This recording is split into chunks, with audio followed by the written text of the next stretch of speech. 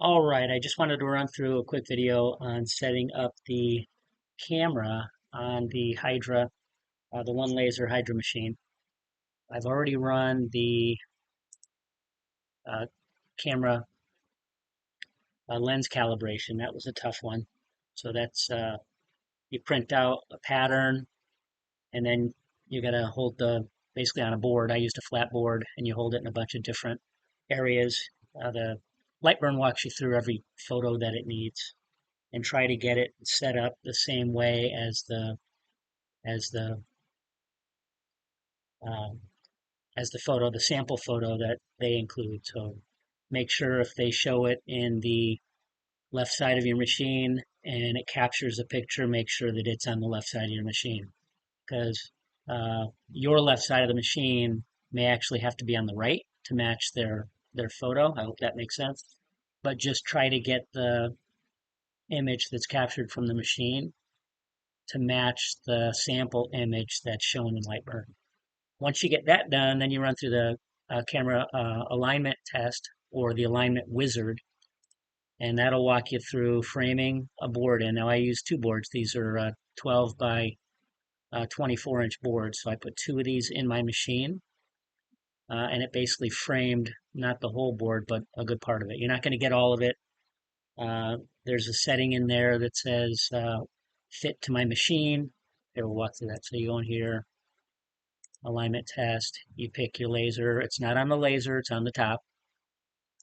So you pick that, and then basically I said fit to workspace, and then it basically changes it to 227. I don't know what the scale of 227 works out to be, but once you do that, you have to set up your speed, which I used 500 at I used 30 initially, but I had to run it a second time. So if the images don't come out dark enough, you may have to run it a second time. So if I was doing it again, I'd probably go 40 on this. That's the fill speed.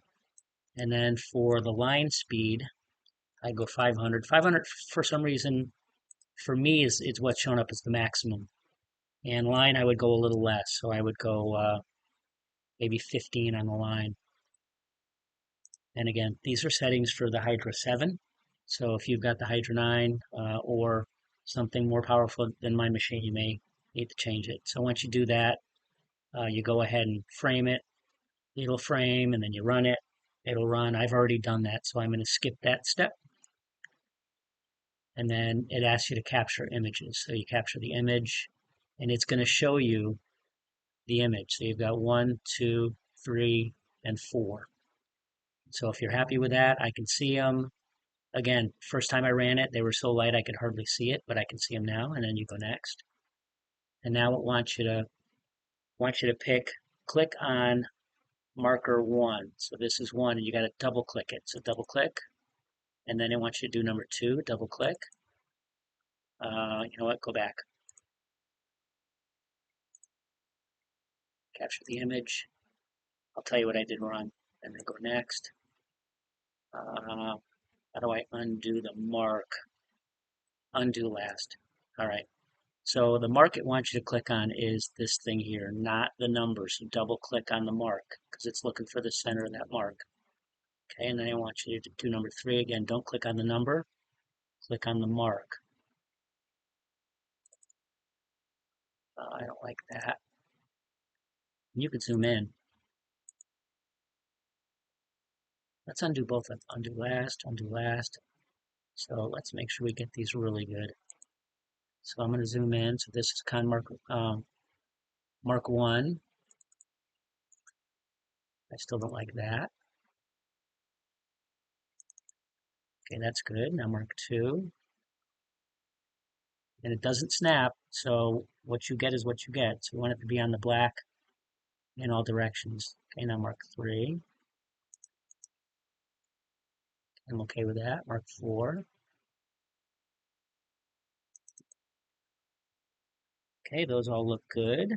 So I'm going to say next. You're done. Press finish button below to exit. So now I'm finished. Okay, so then you can go in here and you can take your laser and you can move it.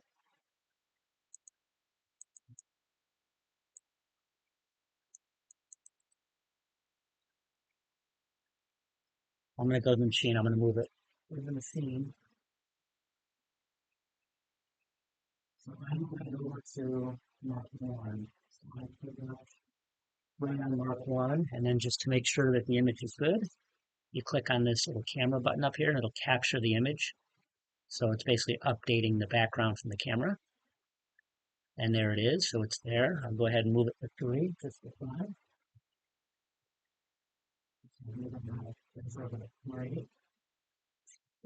Try to get it on top of this best I can.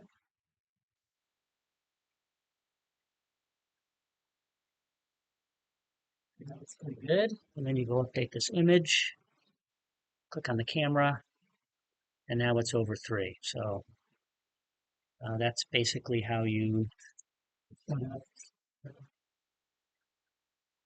your camera sister file, but it's still just to do one more. And then capture, and it's right over 2. So anyway, I hope this helps you guys. And if you're getting any value from my videos, don't forget to like, share, and subscribe. And until the next video, laser on, dudes.